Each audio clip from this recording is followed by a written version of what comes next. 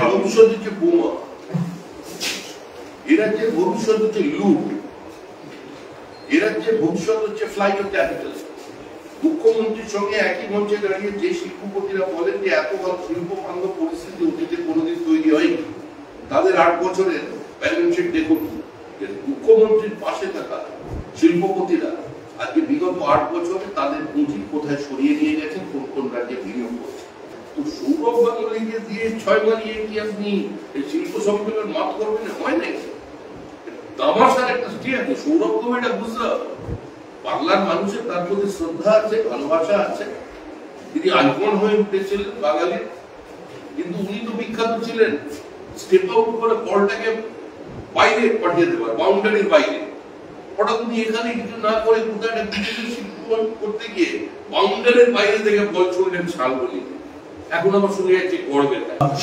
বিশ্ব বাণিজ্য সম্মেলন এবারে হচ্ছে না, তার পরিবর্তে শিল্প প্রদর্শনী হচ্ছে। তার থেকে কি আদৌ শিল্প আসবে, নাকি এ রাজ্যে শিল্প অতীত ভাতাই ভবিষ্যৎ? বিশ্ববঙ্গ বাণিজ্য সম্মেলন হচ্ছে না, তার পরিবর্তে শিল্প প্রদর্শনী হবে। ভবিষ্যৎ হচ্ছে বোমা, এরা যে ভবিষ্যৎ হচ্ছে লুট, এরা যে ভবিষ্যৎ হচ্ছে ফ্লাইট অফ ক্যাপিটাল। মুখ্যমন্ত্রীর সঙ্গে একই মঞ্চে দাঁড়িয়ে যে শিল্পপতিরা বলেন যে এত বড় শিল্প বান্ধব পরিস্থিতি অতীতে কোনোদিন তৈরি হয়নি, তাদের 8 বছরের ব্যালেন্স শিট দেখুন।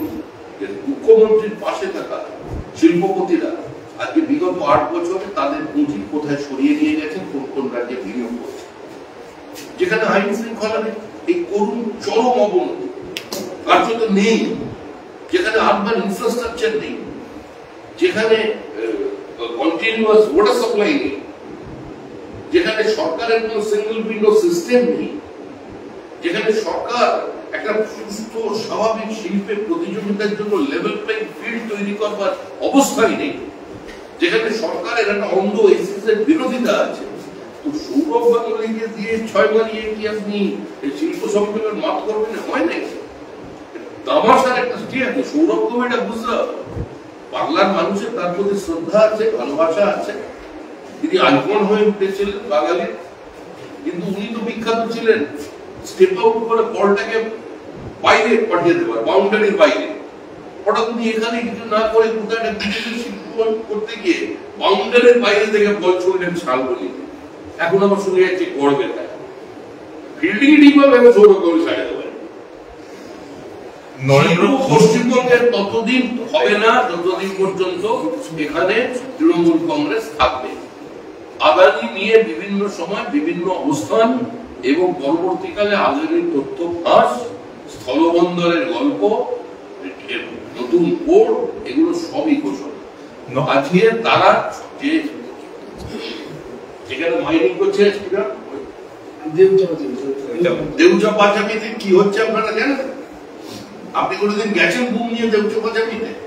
আপনি একবার বুম নিয়ে দেউচা পাঁচামিতে ঘুরে আসুন, ঘুরে এসে ওখানকার স্থানীয় মানুষের ইন্টারভিউ নিয়ে তারপর বিজেপি অফিসে এসে হবে।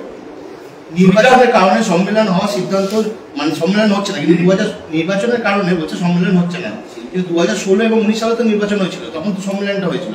এখন আমাকে কেন জিজ্ঞেস করছেন? আপনার সংবাদ মাধ্যম মুখ্যমন্ত্রীর সামনে দাঁড়িয়ে কথা জিজ্ঞেস করার সাহস নেই? মুখ্যমন্ত্রীকে জিজ্ঞাসা করুন। মুখ্যমন্ত্রী তো সম্মেলন শুধু উনিই বলেন, আপনাদের মাঝখান থেকে 2-1 আওয়াজ শোনা যায়, আপনি উনি উঠেছিলেন। কেউ তুমি জিজ্ঞেস করেন, যত প্রশ্ন আমাদের কাছে আমরা শুধু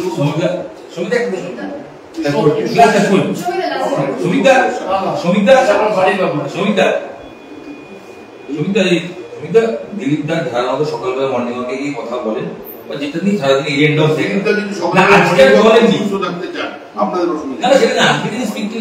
কথা বন্ধ, মানে তিনি আজকে কোনো কথা বলছেন না, বলেননি। দেখি কোনোভাবে দলের বার্তা যে কথা বলেছেন, বিপদ দিলীপদার কথা না বললেও বিপদ, তার মানে দিলীপদার নেতা, দিলীপদার প্রাসঙ্গিক, দিলীপদার সকালবেলা হাঁটবেন শরীর ভালো রাখতে, সুস্থ রাখতে, চলমনে রাখতে, নিজেকে আরো বেশি অ্যাট্রাক্টিভ করতে। কাঠির কথা বলেছিলেন, হারার পর তিনি বলেছিলেন তার বিরুদ্ধে কাঠিবাজি হয়েছে বা সামথিং এরকম টাইপের, যেটা বলে দিয়েছে ক্লোজ চ্যাপ্টার ইংলিশে টাইপ। সমিতি রাজ্য সভাপতি নিয়ে জল্পনা চলছে, রাজ্য সভাপতি কে হবে সেই নিয়ে একটা জল্পনা চলছে। রাজ্য সভাপতি কে কোথায় জল্পনা?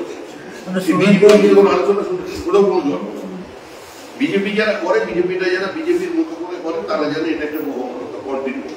আজকে যে আছে কালকে সে থাকবে না, 3 বছর পরে কি হবে তা নিয়ে সুকান্ত মজুমদারের কোনো মাথা ব্যথা নেই, দিলীপ ঘোষের মাথা ব্যথা নেই। এখানে কোনোদিন কোনো কোথাও আলোচনা নেই, কোনো কিছু জল্পনা, কিসের জল্পনা? যারা হবে তখন হবে। দিলীপ ঘোষের বিরুদ্ধে সরব আপনাদের বিধায়ক অশোক দিন্দা। অশোক দিন্দা তিনি দিলীপ ঘোষের বিরুদ্ধে আজকে সরব হয়ে বলেছেন যে ভোটের আগে বলতে পারতো দাঁড়াবে না, এর গিয়ে এখন এসব কথা বলে কি লাভ? কেউ কাঠি নিয়ে ঘুরে বেড়াচ্ছে না, লাঠি নিয়েও ঘুরে বেড়াচ্ছে না। শুভেন্দু অধিকারীর সাথে কারো তুলনা হয় না, মাথায় রাখবেন 16 ঘন্টা দৌড়ে বেড়ানো আমার নেতা বলছেন অশোক দিন্দা। শিল্প বাণিজ্য সম্মেলনটা এড়িয়ে যাচ্ছে রাজ্য সরকার, শিল্প বাণিজ্য সম্মেলন এড়িয়ে যাচ্ছে রাজ্য সরকার। শুধু বিভিন্ন হোটেল থেকে সাদা চামড়া এই যে মানুষজনকে ধরে আনা এনে বুঝিয়ে দেওয়া হতো তাদের শিল্পপতি। তারাও এখন বুঝেছে বিপদ চারিদিকে জেনে ফেলেছে, তাদেরও হয়তো তাদের যে কনসুলেট থেকে পালন করে দেওয়া হয়েছে যেসব জায়গায় যেও না বিপদ আছে। পুরোটাই তামাশা। আপনি প্রত্যেকটা বক্তৃতার রেকর্ড করুন, যে যে পশ্চিমবঙ্গের শিল্পপতি যে যে আশ্বাস দিয়েছিলেন, একটা কাজ শুরু করেছেন 3 বছরের মধ্যে, একটা বিনিয়োগের অবস্থা দেখা।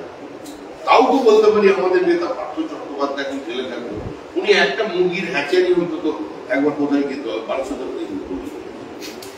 আর একবার একটা চিটফান্ড কোম্পানির একটা ল্যাপটপের ভাবে তুলে দিয়েছিলেন, যেটি কেসে তাও নেই। পরবর্তী হিংসা নিয়ে অরূপ চক্রবর্তী তালবাংলার এমএলএ ছিলেন, যিনি সুভাষ সরকারকে হারিয়ে বাঁকুড়ার সাংসদ হয়েছেন, তিনি আজকে বলছেন তৃণমূল কংগ্রেসের কিছু বিশ্বাসঘাতক আছে যারা তৃণমূলে খেয়ে বড় হয়েছে কিন্তু বেঈমানরা বলে কিছু শব্দ ব্যবহার করেছেন, বলে বলেছেন দুষ্ট গরু হচ্ছে শূন্য গোয়াল অনেক ভালো, তাই এই দুষ্ট কুকুর আমি আর দলে রাখতে চাই না, আমি আর দুষ্ট কুকুর দলে রাখতে চাই না। বাঁকুড়ার সাংসদ বলছেন তৃণমূলের বিক্ষুব্ধ কিছু কর্মীদের নিয়ে, বলছেন দলে এরা বিশ্বাসঘাতক রয়েছে। জয়ের পর কুকুর বিশ্বাসঘাতক বললেন শুধু কুকুর গরু এরা বিশ্বাসঘাতক, বিশ্বাসঘাতক তৃণমূল মানুষকে গণতন্ত্র পুনঃপ্রতিষ্ঠার প্রতিশ্রুতি দিয়ে ক্ষমতায় এসে মানুষের সাথে বিশ্বাসঘাতকতা বাদবাকিটা কম হবে। শ্রমিকরা রাজ্যপাল বলছেন ভোট পরবর্তী হিংসা নিয়ে শেষ শাসক দল প্রশ্ন করছে নেটের যে রেজাল্ট আউট সেটা কেন ভোটের কাউন্টিং এর দিনই করা হবে? নেটের যে রেজাল্ট আউট সেটা ভোটের কাউন্টিং এর দিন কেন করা হবে? যারা পরীক্ষা নিয়ে প্রশ্ন করে তারা মহামান্য বিচারপতিকে আমার মানে সশ্রদ্ধ নমস্কার জানিয়ে বলছি, ওনাদের পক্ষ থেকে স্বাগত জানিয়ে বলছে তারা মারাত্মক হয়ে গেছে। উনি বললেন তদন্ত করতে হবে, তদন্তের পরিণাম কি হবে? গোয়েন্দাদের রেস্তোরাঁয় চলে যাবে, রাত্রে 11টার মতো খাওয়া দাওয়া